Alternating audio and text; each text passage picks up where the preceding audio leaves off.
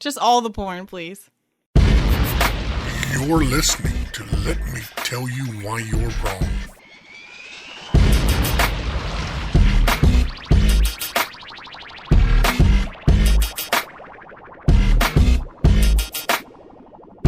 Welcome to episode 161 of the Let Me Tell You Why You're Wrong podcast. I'm Dave Roberts. With me as always, or she's back, it's Jessica Salagi. It's me, I'm back. Not with you as always, with you as usual. As usual. As most of the time. Although we got a pretty good fill-in last week. You did. I'm so thankful to Ken. He did such a great job. Yeah, he really did. I mean, he's kind of a natural for it. I'm kind of thought he was after my job. Well, I mean, if the vote was of the three of us, you might even vote for him to do it. Especially after that intro. Yeah, are you? Yeah, really. Are you feeling better? Are you glad to have your voice back? I am. Luckily, I even with writing, like, I read a lot when I write. I read out loud, and even all of that. Like, I just couldn't stand how I was sounding, all squeaky and hoarse and everything. So it was bad, but luckily it wasn't COVID. So, yeah, I think I told you my first debate when I was in high school, I had laryngitis that day, and the coach just told me to shut up all day and wrote me a note to take to all, as I can't talk to all my classes. But yeah, it's frustrating. You have an idea in your head what your voice sounds like, and then you don't understand this sound that's coming out. But yes. Do you think that laryngitis is sexist to go after you during Women's Month? I think I made the joke when Matt was going to fill in for me that, it was like I don't know, what better woman could you ask for, or something that I couldn't speak, So, I mean, I'm like the worst person to ask that for. I have routinely on the show advocated for women not to be able to vote and all those other things. So, I mean, no, I did not feel discriminated against. However, I'm sure there's somebody out there advocating on my behalf to be treated better by the laryngitis. Don't you feel proud that's March? Oh, yeah. Just totally revolutionizing everything. Yeah, because every large corporation out there is putting pictures of women at work. Like, okay, yeah, we're kind of used to that. Yeah, I'm a terrible feminist. Yeah, well, me too. Well, to be expected. How are you? I'm all right. We last week we had St. Patrick's Day, and I made my boiled corned beef and cabbage, boiled in Guinness, which for a lot of people say is a huge waste of beer, but it flavors the meat well. I don't like Guinness. Well, I just don't like this. So you can waste it all you want. I'm sure it's better on meat than it is from a glass. I don't like. It's too heavy for me. But I'm not exactly a beer connoisseur either. So. Well, speaking of heavy, we have the shootings in Cherokee County and Metro Atlanta by Robert Aaron Long. These were at massage establishments. 8 killed, another one wounded. And Long was captured in Crisp County around 8:30 that evening. That was last Tuesday. That's a good long way. It is. Was he headed to Florida, probably?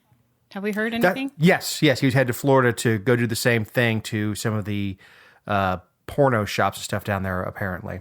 I had not heard that as of this recording. I had not heard that. So, I mean, that's pretty dang bad. Crisp County, just so people, it's slightly northwest of like Irwin, Berrien, and then Lowndes County. So, I mean, I don't know. It's probably like 200 miles from the Florida line in southwest-ish Georgia. Long way from Cherokee and Fulton. Yeah, and he hit 3 different establishments.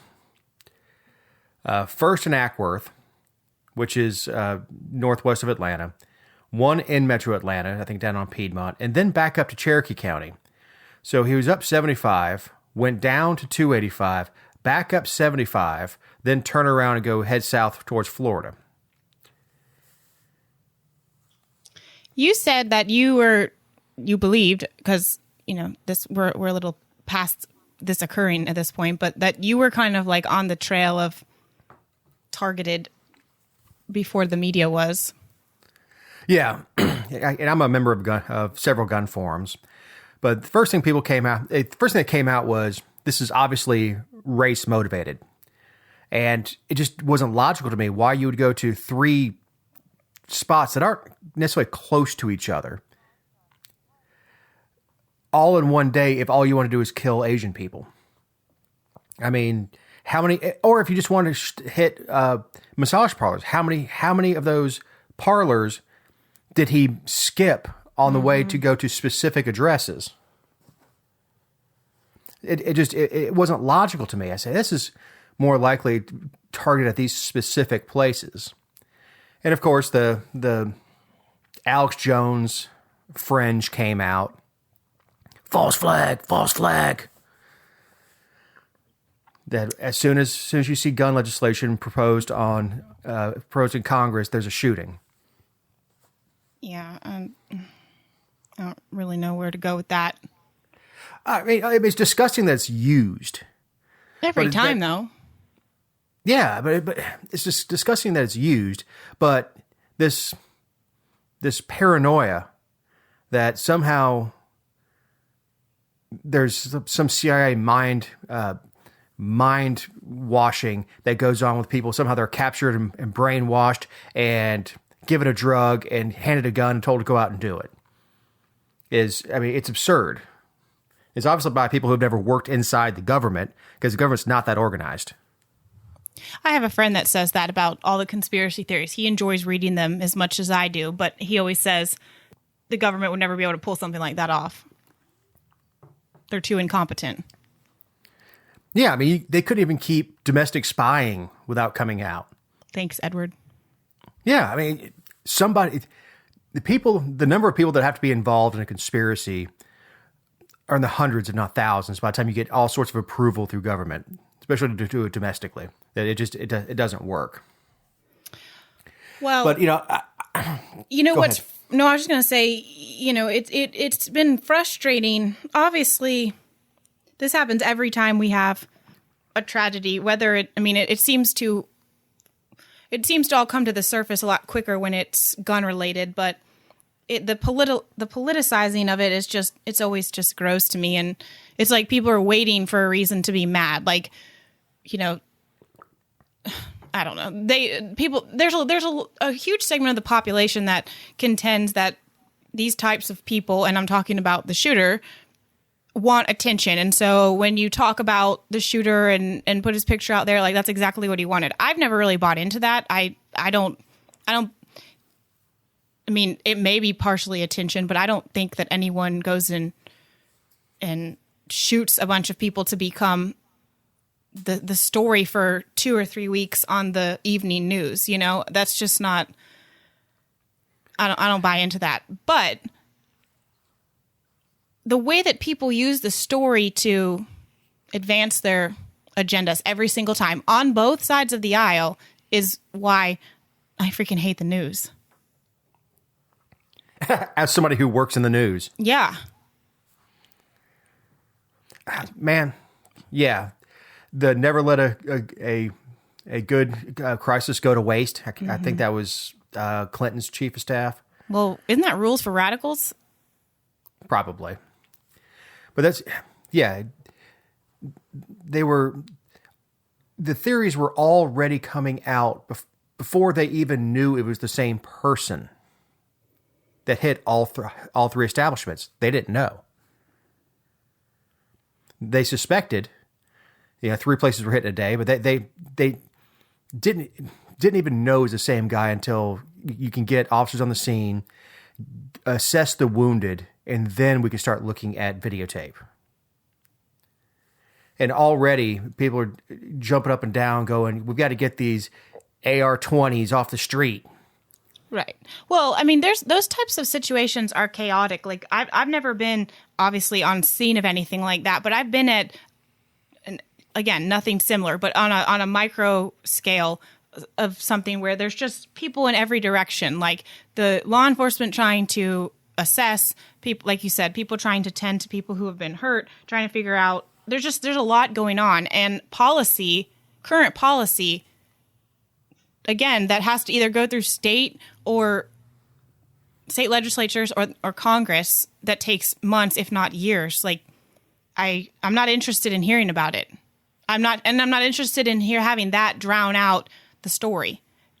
Well, and there's a fog of war also. And we have to understand that there's a lag in information. And we are very impatient because of the 24-hour news cycle. Because of Google. You know, you can hop on your Google machine and look something up and have the answer right now. That there's a fog of war. We don't know. We don't know if he's working with somebody else. We don't know. We think. Well, we're sure as hell going to speculate. Well, we don't want another Richard Jewell sort of situation with it, where they think this guy may be connected, so the media just destroys his life, and they go, whoops. So we have comments by Jay Baker of the Cherokee County Sheriff's Department. Office, on the long constitutional offices, David. What's that? I said they're constitutional offices, not department. Sorry. It's okay. I just don't I'm all want you to sorts be of wrong. Yeah. Yeah, one of your friends will hop on me. Yeah. Was pretty much fed up and kind of at the end of his rope. He said Tuesday it was a really bad day for him, and this is what he did. He apparently has an issue with what he considers a sex addiction and sees these locations as something that allows him to go to these places, and it's a temptation for him that he wanted to eliminate. So apparently this guy is the spokesperson for the office, and I think everyone can admit that he's terrible at his job. But in all fairness, and as someone who enjoys criticizing people in public office, like, I don't think this is the first time he's ever commented on something like this. Like, should he have run his statement by some other people or maybe fine-tuned it? Probably. This was during the question and answer, but I don't think he should be. And like, what do we get out of railroading this guy? Well, you talk about the quote from Adam Best, which quotes him yesterday's having a really bad day. Is something you say when a toddler misbehaves. Cops love to handle racist white mass murderers with kid gloves. Mm-hmm. You turd. Yeah. Well, and Twitter and I mean, social media was blowing up with this and BuzzFeed and all that. Imagine losing your loved ones and they're talking about the shooter and making this about the shooter. Well, pardon me, but the reporters were asking about the shooter. If you want to understand motivation, you have to be willing to get into what was his motivation. And yes, it could have been worded a lot better. And maybe he should go back on the road as a deputy and hand off the PAO thing to somebody else. Yeah, no good. But I did not surmise from his statements that he was looking to make excuses for the shooter. Like, a bad day for him, I think it would have been better to say he was in a mental health crisis, or he was deranged, or like, you can say a ton of other things that would be a little bit more hard hitting and a little bit more assertive about the wrongdoing. But at the same time, like, we see all the time where they say someone was in a mental health crisis and they're like, well, are you a mental health official? Are you qualified to speak on that? Like, it wouldn't have mattered what the office said. It would have been wrong. Yeah, absolutely. Then NBC reported that he previously said negative things on Facebook. Quote, place your order while they last. Baker put a photo of 2 T-shirts that said, COVID-19, imported virus from China. Yeah, CHY-NA is how he typed it. And, of course, now he has his Facebook's taken down. And, like, why are we doing this? What, like, should he have said that? No. I mean, I think that if you're in everyone, I don't know. I don't understand what this accomplishes. That's why it frustrates me. Like, what does going after this captain do? If you want to talk about how we talk about shooters and everything, like, have a conversation about that. But do we want this guy fired? Like, it seems like they want him fired. And I don't understand what that will do for anyone. So he's not good at his job. Most people I know aren't good at their jobs. And not every day. Right. And it's also not every day that the public affairs officer from Cherokee County is on every news station across the country and many around the globe. Cherokee County has grown a lot, but Woodstock and Canton are still fairly small places, and it's still a fairly quiet community in the scheme of things. It's not Fulton County. It's not Atlanta, where they're dealing with this stuff all the time. I mean, again, he did a poor job. It's not okay. What he said is not okay, in my opinion. I don't like it. I would not have signed off on it if I was superior, and we'd be having like a remediation training on how to talk if he was going to stay in that position. But like, so you're pissed that people aren't talking about the victims. So now you're talking about the captain who reported about the shooter because that's talking about the victims? Right, because he could be a bad guy. He slipped up. It was a Q&A. Not everybody's used to the lights. I mean, I can't I can't pronounce half the stuff you write for me.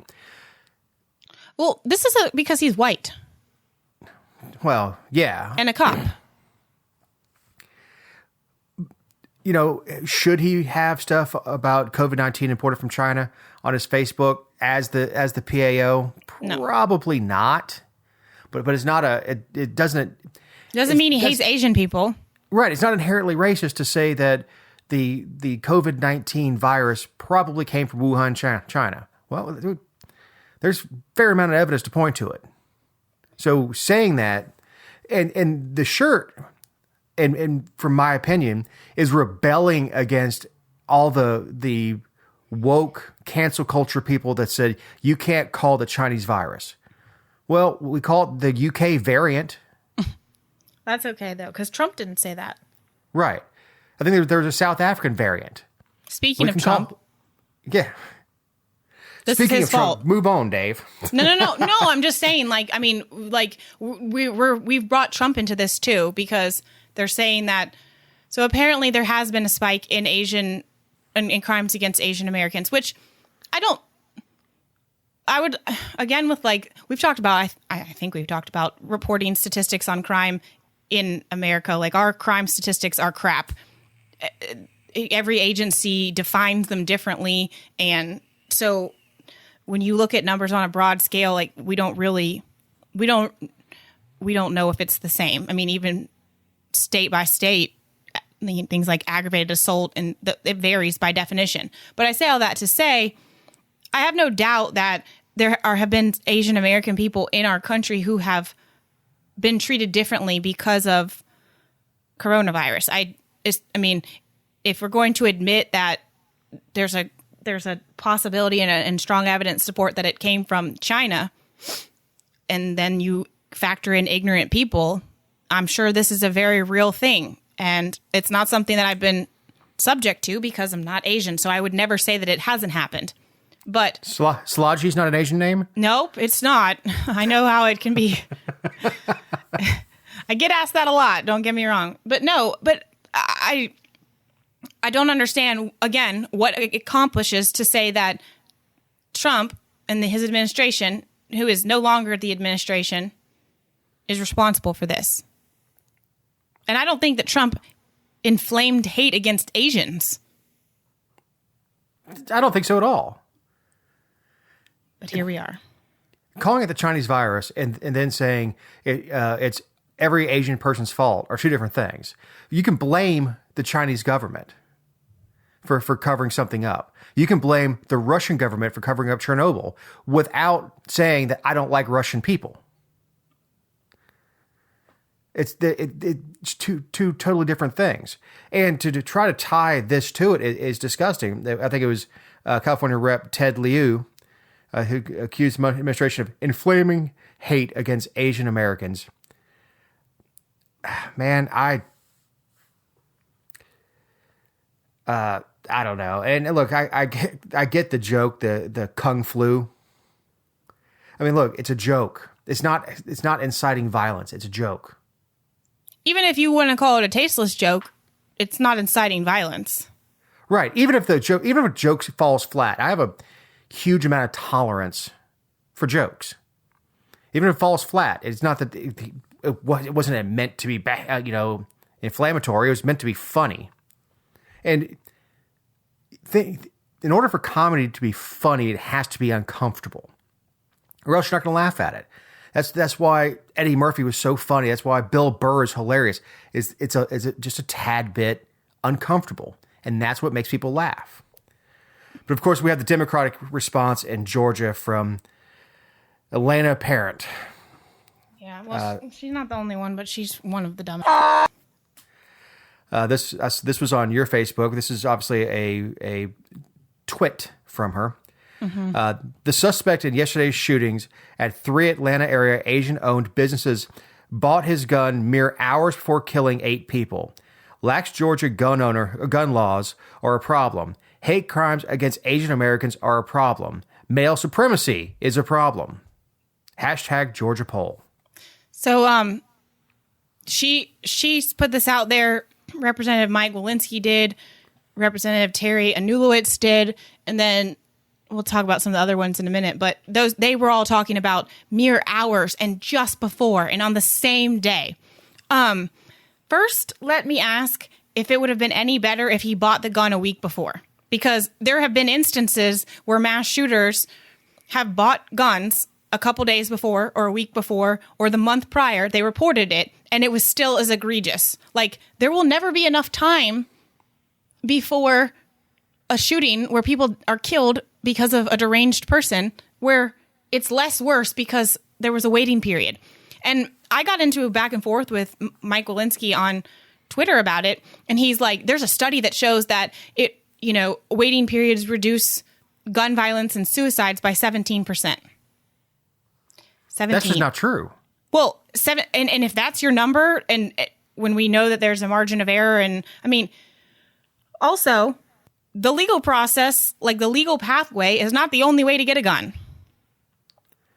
Well, that's true. And it happens a good bit, and it always ticks me off when it does. Someone will walk onto a gun range, rent a gun, and walk out there and shoot himself. Really? Yeah. I mean, it's awful. It's awful for everyone who's on the range who has to witness it. But if you can't afford or you don't have a gun or whatever, just go rent a gun for $5. It's one reason that there have been ranges that have come up with policies that no solo shooters that we don't know or something like that. Or they're on the lookout for somebody who rents one gun, buys one box of ammo, and no target or something like that. Mm-hmm. But there are so many other ways to kill yourself. So I don't know that it actually reduces suicide. Those numbers are not in context. And if he was just searching for something to make you wrong. Well, and then there's Representative Matthew Wilson, also a Democrat, who said in Georgia, it's easier to buy a gun than it is to vote, which is hilarious because I have to go through like a background check to be to buy a gun, and I have to show my ID, and there's hurdles I have to jump through. So if he thinks that's easier, then I don't know why they would have a problem showing an ID at the polls. Well, Matthew Wilson is either stupid, ignorant, or a liar. He's definitely a liar. He's a lawyer. Oh, well, he's a professional liar. Not all lawyers are liars, but a lot of lawyers are liars, and that's a tongue twister for sure. Yeah, he's either lying, or he doesn't know the facts, or he's just stupid and doesn't understand the facts. So, Matthew Wilson, if you're listening, or somebody can send this to him, those are your 3 choices. And if you'd like to sue me, you sue me, because my name's Dave Roberts. And come on up, stupid. Well, and then, it didn't take any time at all for Biden and Lucy McBeth, who, at least, I'll give Lucy McBeth credit, at least she's consistent and always talking about guns and how she wants to literally take them out of people's hands because her son was killed by a gun with extenuating circumstances and stuff. But I mean, at least she's honest and consistent. So I will at least say she didn't capitalize on a crisis. She loves it. But I just... Yes, Macbeth is unapologetically a gun grabber. Mm-hmm. I don't like her anymore, but yeah, I understand where she's coming from, but she's placing the blame in the wrong place. Sure. Which, maybe she talked to a therapist about that, because she's placing the fault of her son's death on an inanimate object. Like the gun hopped out, went and found her son and killed him. Yeah. Anyway. So we have Congressman Andrew Clyde has new gun legislation he's proposing. He is the owner of Clyde's Armory in Athens, which is a pretty nice store. I've been in there. You have? I have. You went on a field trip? I was working out there, and I said, "Ooh, I heard of Clyde's Armory," and so I went to go in there and go shop. But anyway, he introduced House Resolution 1787 on March 11th. The measure would speed up the waiting period for the FBI's National Instant Criminal Background Check on gun sales from 3 business days to 3 calendar days.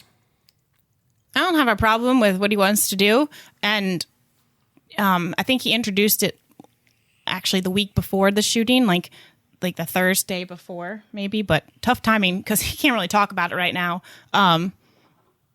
It's not going to go anywhere anyway because he's in the House, but I think it's a good conversation to have, and it highlights kind of what we were talking about with the problem with background checks as it is. Oh, sure. And look, the term instant is right there in it. And Nick's instant. Now, look, I know a good number of people that get a hold. Mm-hmm. And that's usually John Smith, and they don't put a social down or something, because you're not required to put your social on the 4473. Dave Roberts is a pretty common name. So folks like that, or somebody who is a John Smith III, and there's 3 other in the line. So they'll get a hold. And a lot of times what happens is they don't actually get a green light. It's either stop or the gun store just holds the gun.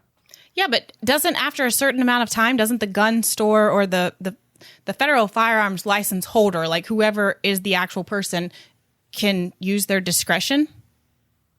Well, no, once the 3 business days is up, that's it. I mean, you're not going to hear anything else back.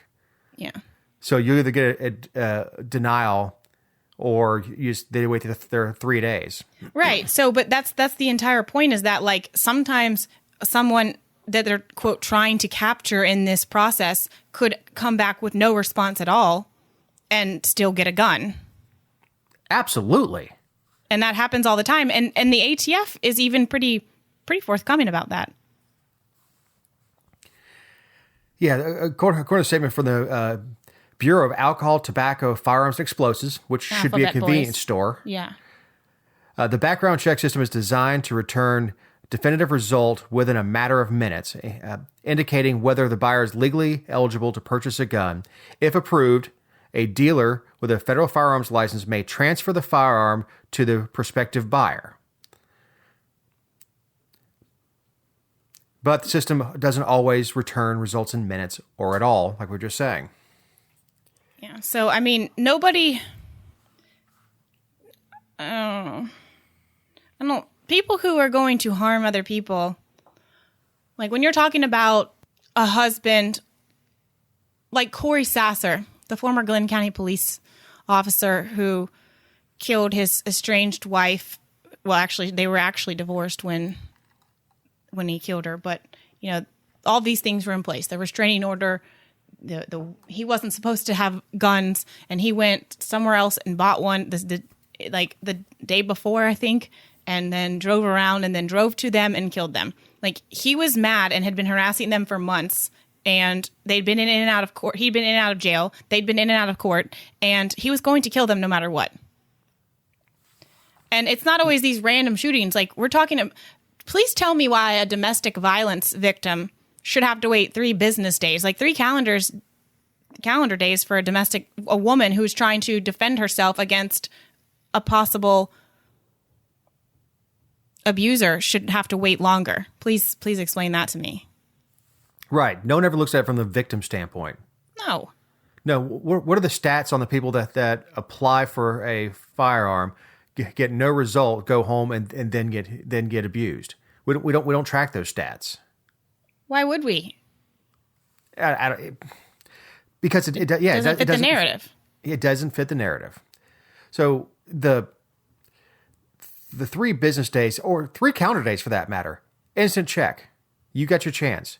And you know what? You already have a copy of their driver's license. You have their current address in the 44. If they're going to a gun store, first of all, if you're a felon and you're going to a gun store and you know you're not allowed to have a gun, I mean, there's nothing to stop you. I mean, that's just stupid. You already know you're not allowed to have a gun.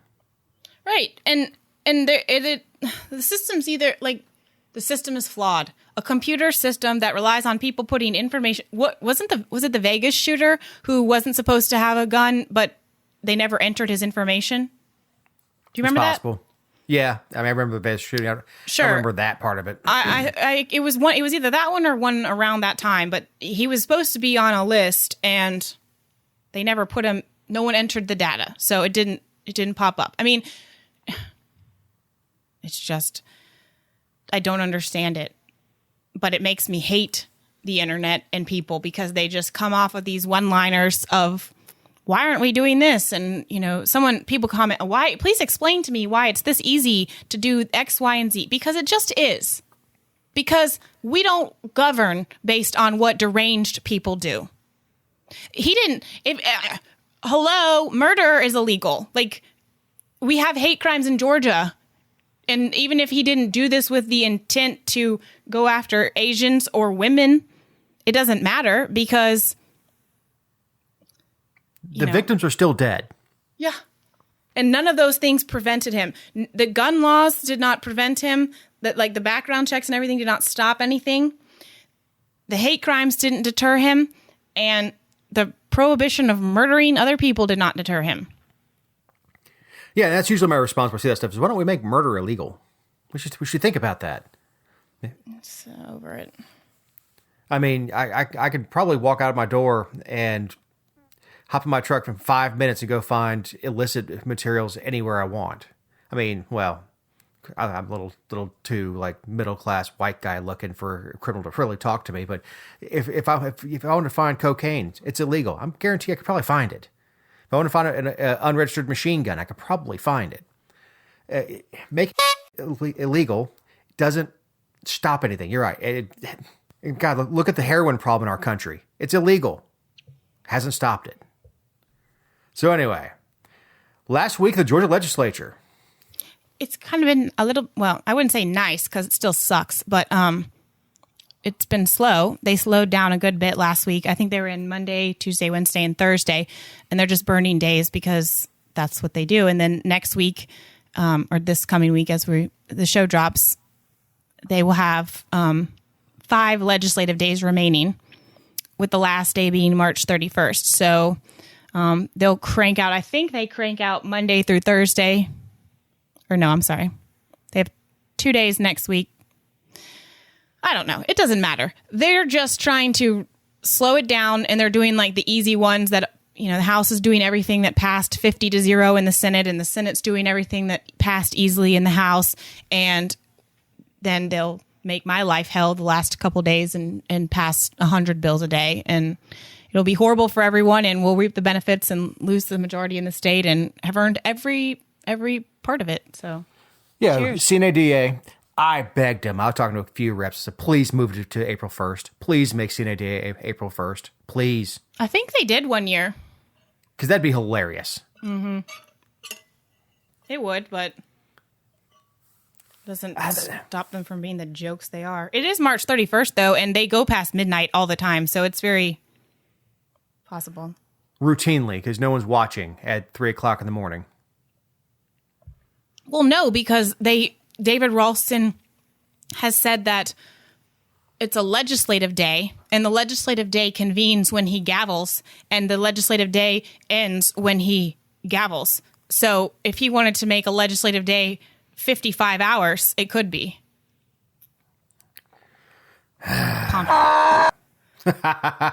It's your turn to insult him this week. Yeah. This is a good time to remind you that these are our opinions and not those of anyone not on the show or any respective company for which we may work, own, or otherwise associate ourselves with on a regular or irregular basis. Yeah, I didn't appreciate while I was sick and, coughing and just feeling terrible that you were trash talking my disclaimer with Ken last week.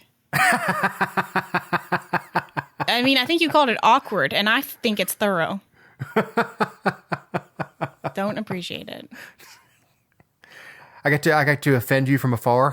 Mm-hmm. I'm calling Connie. I do that every week. Yeah. So, Carr urges feds to respect Georgia's ability to cut taxes. He's doing something right, but that's because he's following 20 other states, not because he chose to do it himself. I guess the American Rescue Plan Act, those $1,400 checks you're expecting in the mail or direct deposit, part of it was to prevent states from lowering taxes. Which is freaking nuts. Like, that's a 10th Amendment issue every day of the week. But, and why didn't, then no one brought this up before it passed, of course, which you want to talk about like black helicopters and conspiracy theories. Like, I feel like that's by design because we know Republicans have no problem raising taxes and playing stupid games so we can all win stupid prizes. But, I would say this is by design that nobody really talked about this. And then all of a sudden they're like, oh my God, the way it's written, we might not be able to lower taxes. We need to fight about this. We need to fight for conservative values. And look, this is a New York, California protection clause in this act. They're upset because corporations are leaving New York and California in droves. JetBlue is rumored to be looking at leaving New York. And one of the spots they're talking about is Orlando because of Florida's favorable tax structure. Florida has no personal income tax. Right. And honestly, for what JetBlue is, that'd be a natural location for them to be right there at Disney World. Well, I mean, we could go into that all day long, but I love that Chris Carr, even in his, this would be unacceptable. It would amount to an unprecedented federal takeover of state tax policy. I would argue that it's not unprecedented, and we've been dealing with it for decades, and he's been attorney general for 3 years now, yet 4 years, and he's, turned the other way and grabbed his ankles while we've taken it as the federal government has overreached for his entire tenure. So please, let's not act like this is just some monumentally new idea. Yeah, he's over there clutching his pearls. Well, I never. Yeah. Unacceptable. But here's the thing. The federal government's been doing this forever. With the drinking age back in the 80s, I think, when they wanted to raise it from 18 to 21. Well, they could not tell the states to do it, but they said, we'll withhold highway funds. Well, yeah, and they do it with FEMA money. This happens all the time. And again, I don't agree with it, and I think states, if states would grow some balls and say, fine, and then battle it out. I mean, we just need to start over, and it's too late in the show to start that conversation. But this is not new. But I appreciate the position, but as much as I appreciate the position, who are the dumb that didn't say anything before? We have how many Republicans from Georgia in Congress? 8? 6? I don't know. No. 7? More than one. Someone should have read the bill. You can't. That's the thing. You can't read the bill. They cram so much crap in it, and they cram so much crap in it late. Don't give them an excuse. No, I'm not. What I'm saying is that it's not an excuse. It's the way they do business, and that's unacceptable. If they wanted to give COVID relief, if they wanted to give payments, they could do a clean bill with one page and throw that out. But that'll never get through. Everybody's got to cram their own crap in there. I've got to get the payoff for my state. Oh, you want my vote? You got to protect my state. I mean, it was horrible legislation. I mean, people are up. Look, Connie's Bank last week, there was just a run on cash. As soon as those ACHs came in, people were in there just pulling their cash out of the bank. I guarantee you, it was not a good week to run to Walmart because there'd be nothing but a line of people grabbing TVs. Was it Ken that said last week that in 2020 we had more people spending money on the lottery than ever before? Yeah, I mean that's funny too, because who's benefiting from that is the state. Yeah. Ah, man, I mean, absolute garbage legislation. And they crammed it through, and it went through the Senate on party lines, 49-50. One senator was going to Alaska for a funeral and couldn't be there to vote, or else it would have passed anyway. It would have gone 51-50 with the president of the Senate voting on it. But yeah. But it just seems to me, it seems like it was pretty clear. Like they say that states can't use COVID relief funds to directly and indirectly offset a reduction. But like, you know, I think about the county commission meeting I was in this week, and they were talking about, I mean, the county has received some COVID relief funds, certainly not to the extent that the states have, of course, but they were just talking about how the budget was at a higher rate than it normally would be for this time of year. And one of the commissioners was like, well, do you foresee us having to raise taxes in the coming years? And the county administrator said, no, you know, we've had a dollar for dollar, like match for the things that we've had, whether it be, you know, they got PPE and accommodations and things that they had to implement but they've used a dollar for dollar reimbursement. So he said, no, I don't foresee us having to raise taxes. Well, by the definition that's in this bill, even a rollback, which would be the same tax rate but lower collections, would not be permitted. They would actually be forced to raise taxes because the COVID dollars were the reason that they didn't have to raise them on their own. Like it just doesn't make any sense. It almost promises tax increases in some ways. But that's the goal. Well, I don't like it.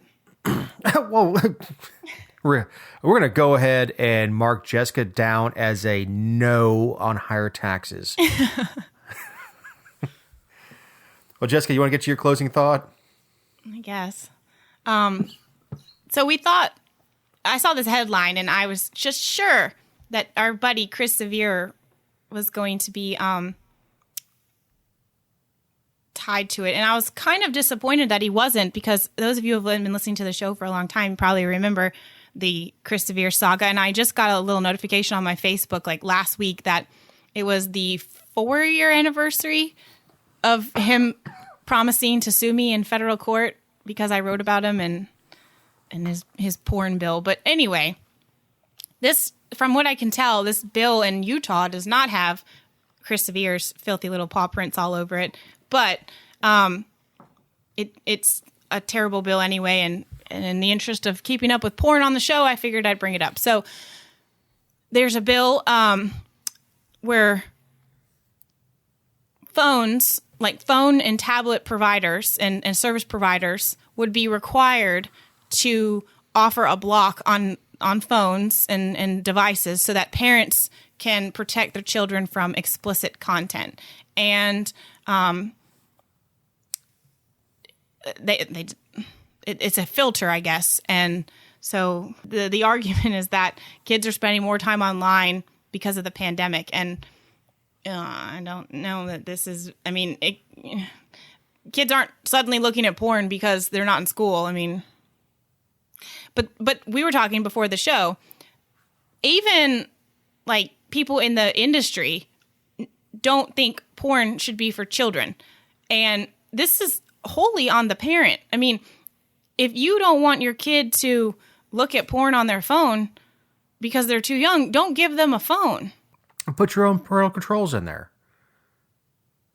Put a nanny on the phone so that everything that they look up, you have access to. Well, and another thing is the internet doesn't, I mean, how are manufacturers going to have to create phones just for the state of Utah? Right. Well, and I think in the story that you put out about sent to me on this one, it was like it's impossible to enforce on a one state basis. So you're just not going to sell iPhones and iPads in Utah. I mean, you have to cross state lines to go to get an iPhone. Well, and they said there would be a civil penalty on the manufacturer from $10 to $500. I haven't read the bill, and I'm not going to waste my time doing it, but I don't know. I don't understand why you want to use the state to filter content that is legal in America because of age, when the kids aren't required to have a phone or the internet. I mean, like this is a parental thing. Yeah, God forbid parents take responsibility for their own kids. And, we were talking about that before the show with the storms that rolled through last week, is closing schools for out here for a storm that rolled through at 2:00 in the morning. And sun was out. Well, a lot of times it was still dark, but the stars were out first thing this morning when school buses would normally be rolling down the street. Because somehow it's become the state's responsibility to protect your children, and it's not. It's your responsibility to protect your kids. It's the state's responsibility to protect everyone's rights, not to protect everyone from or not to take over parenting responsibilities. So the governor said he's open to it. He's not sure what he's going to. I mean, the bill has not. It's only gone through one chamber. So, are they a unilateral? No, they're not a unilateral. Now, that sounds, I read that quote too. It sounded like the governor had his finger in the air to see which way the winds were blowing. Yeah. It's going to get tied up in court. It's a huge First Amendment problem. I did love how the story that we're referencing that we read, it was on The Sun, and the closing statement in the article was, Utah parents still have the right to decide if their children take sex education in school. That's pretty much the case everywhere. It's how rights and parents work. But I think it's funny that they point out that, like, a parent can decide if their child learns about sex at home or at school and when, but somehow they're not responsible for what the child does on their phone. A phone that, yeah, no doubt the parents paid for. Can you still get porn in magazines and stuff? I think there are still dirty books, yeah. I mean, I just feel like if a kid wants this, they're going to get it. No one's saying, just because you are against this or you're not against the bill doesn't mean you're for porn for kids. I mean. No, and look, man, I wholeheartedly agree children shouldn't be consuming porn. I think it creates unrealistic expectations in their minds and normalizes stuff that is not meant for children. I don't necessarily think it's good for adults, but it's an adult decision. Cigarettes aren't good for adults either. Neither is alcohol. Neither is government. Neither is government, for that matter. Yes. Talk about getting screwed. So I don't necessarily think it's healthy, but it's not the state's responsibility to say you can't consume it on this device. But if you give your kid a laptop, go to town, kid. Well, that's where Chris Severe will come in. Go pay that $10 tax or whatever it was. Go into Best Buy, put yourself on a registry. Yes, I'd like some porn, please. I mean, what the? I can't. Excuse me, can you go ahead and put me down for some porn? And I love the picture on this article. It shows like a icon on an iPhone that just says porn on it. I'm like, where the hell's this icon? Because, I mean, I think if you're searching for porn, you're going to be much more specific about what you want to see. Yeah. I mean, not that I know anything about anything, but I don't think you just like search porn. Like, oh, okay, I'll just take any of it. Just all the porn, please. just all the porn. You have finished Pornhub. Stop it. So I've got a guy in Peachtree City quit his job in November. Was trying to get his last paycheck, and his boss was really hurt by him leaving or angry about him leaving. And he just wanted to get his last $900 and change check. So he went after the boss. I think he ended up going to Department of Labor. So the boss drops nearly $1,000 worth of pennies on his driveway, 500 pounds of pennies, and covered them in oil and drops them in his driveway as his payment for his last check. I mean, that's a level of pettiness that I hope to achieve. I wouldn't know where to find 500 pounds worth of pennies. But it says he's got a wheelbarrow full of them, and the wheelbarrow's wheels are breaking and stuff. I want to know how the news found out. I assume he called somebody. What? I mean, if somebody called me and was like, yeah, I need you to come meet me about this story. I've got a wheelbarrow full of pennies. I would be like, no, boss. Okay. You wouldn't be attracted to 500 pounds of oily pennies? No, and like, what do you say? I mean, this poor man, like, are you supposed to make him the victim? Contract goes south. I don't know. I love this quote from the guy's girlfriend. They're covered in something. Don't know what it is, but it smells funny. Such hard-hitting journalism from CBS 46.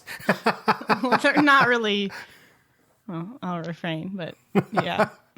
So the first question I see on these stories is, what is he supposed to do with 500 pounds worth of pennies? My response, pay your taxes with it. Yeah, that's a great way. Wheel that right into your county tax commissioner's office and go, just send me the change in a check, please. I'm sure you saw where they're extending the IRS deadline. No, did they? Well, they're supposed to. They're expected to extend it by 30 days because the IRS is inundated with the clerical matters of dispersing stimulus payments, I guess. So they're going to extend it to May. So we're too busy bribing you to steal from you. Right. We want to make sure you have money to pay us. I guess. I hate them. I hate all of them. I hate all of it. I thought about just endorsing mine over to the Federal Reserve and send it with my tax return. Mm-hmm. But most likely they wouldn't cash it. I wouldn't get credit for it. And 3 years later, I'd get a collection notice for that $2,800 I wasn't included in the taxes. That somehow now would be $5,000. So there you go with the top stories of the week. We're a little shorter than most weeks, but hope you enjoyed it. For Jessica Szilagyi, for Eric Cumby, our editor, I'm Dave Roberts. Have a great week.